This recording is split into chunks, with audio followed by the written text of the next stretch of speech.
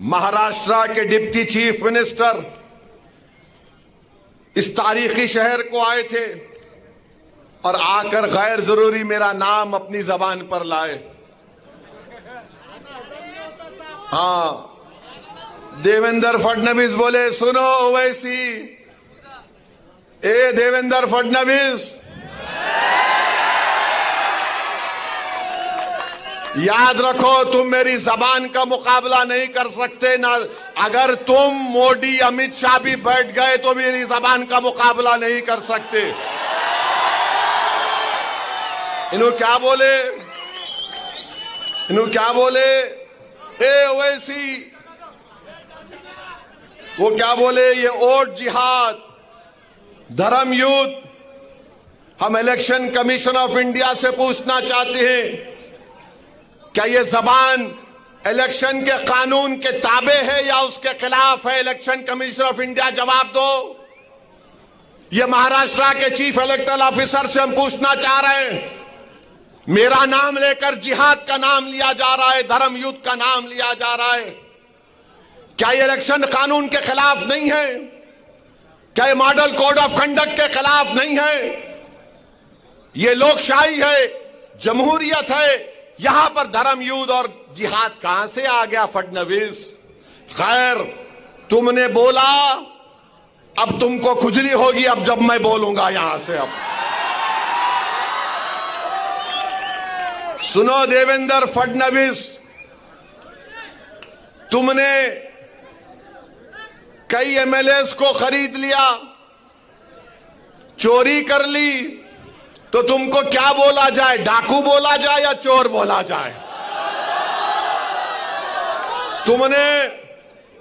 तुमने महाराष्ट्र से एक ड्रग पार्क का प्रोजेक्ट आ रहा था 3000 करोड़ का, टाटा एयरबस का प्रोजेक्ट 22,000 करोड़ का महाराष्ट्र को आ रहा था, वेदांता फॉक्सकॉन का 1,55,000 करोड़ का प्रोजेक्ट आ रहा था, मेडिकल की इक्विपमेंट बनाने का प्रोजेक्ट आ रहा था 4,024 करोड़ का।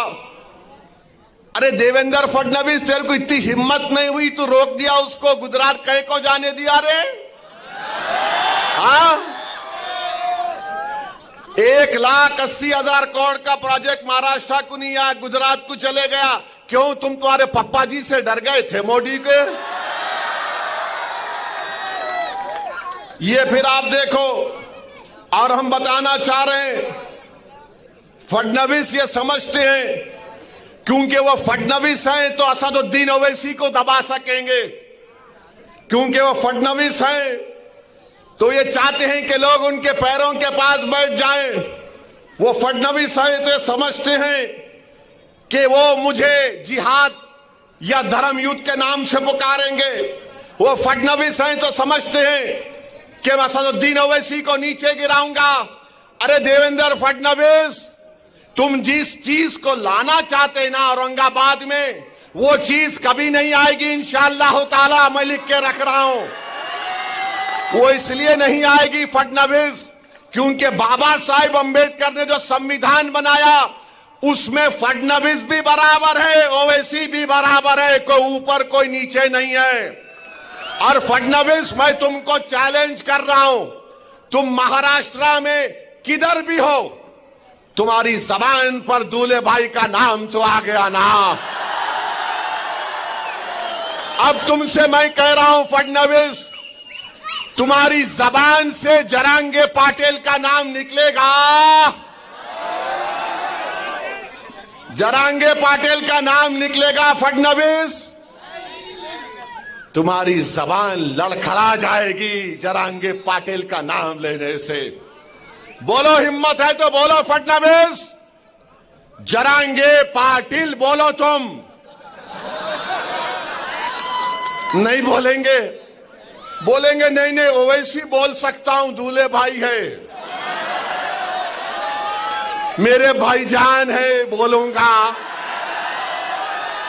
अब भाईजान किसको बोलते मालूम, लाइटर वेन में, मगर जरांगे पाटिल का नाम नहीं लेंगे फडणवीस। तुम फडणवीस बोलो, जरांगे पाटिल, नहीं बोल सकेंगे।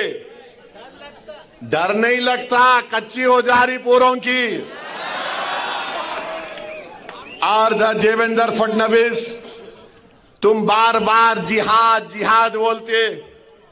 सुनो फडणवीस, तुम्हारा हीरो जेल में बैठकर अंग्रेजों को लव लेटर लिख रहा था। हमारे उलमाए किराम माल्टा की जेल में और जेल के मैदान में मौलाना हुसैन अहमद मदनी, मौलाना महमूद उल हसन अंग्रेजों के सामने झुके नहीं, सीना तान कर खड़े हो गए। सुनो फडणवीस, अल्लामा फजल खैराबादी काला पानी की जेल में थे। अल्लामा फजल खैराबादी ने अंग्रेजों से कोई सौदा नहीं किया। सुनो फडणवीस, 1820 के बाद इस मुल्क की आजादी की लड़ाई में सबसे पहला फतवा किसने दिया? हमारे मदरसों के जिम्मेदारों ने दिया, जिहाद का फतवा दिया। फडणवीस, जब तुम्हारे बुजुर्ग नहीं थे, अंग्रेजों से लड़ने का तरीका हमने देश को सिखाया। हमने बताया कैसे अंग्रेजों को भगाया जा सकता है। तारीख गवाह है कि दिल्ली की जामा मस्जिद से लेकर वो जो पंजाब का पाकिस्तान का बॉर्डर है मौजूदा, उन झाड़ों और पेड़ों पर हमारे उलमाए किराम की लाशें फकर से लटक रही थी। वो लटक तो रही थी मगर पुकार पुकार कर पैगाम दे रही थी तुम जैसे फडणवीस लोगों को कि देखो, इस देश से हमने मोहब्बत की और इस देश को आजाद कराने के लिए हमने अपना सब कुछ कुर्बान कर दिया। आज फडणवीस बोलते जिहाद। फडणवीस, तुमको जिहाद फडणवीस क्या बोले? ओट जिहाद। अभी लैंड जिहाद हो गया, लव जिहाद हो गया, एग्जाम जिहाद हो गया। अब फडणवीस, आरएसएस, बीजेपी बोल रही ओट जिहाद। यानी धूलिया में मालेगांव सेंट्रल की सीट से बीजेपी के उम्मीदवार को वोट नहीं मिला तो फडणवीस बोल रहे ओट जिहाद। हमको सेंट्रल मालेगांव से वोट नहीं मिले, जहां तुम्हारे को वोट नहीं मिला वहां जिहाद हो गया। जहां तुम्हारे को हार गए वहां जिहाद हो गया।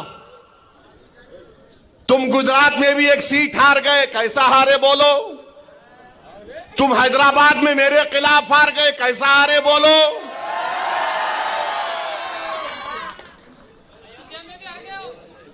अयोध्या में भी हार गए। अम्मा, अब नहीं बोलता, इससे आगे मैं। बोलो फडणवीस, कैसा हारे? मोदी की मेजॉरिटी कितनी कम हो गई? बहुत कम हो गई मोदी की। कुछ भी अच्छा नहीं बना रहे उन्होंने।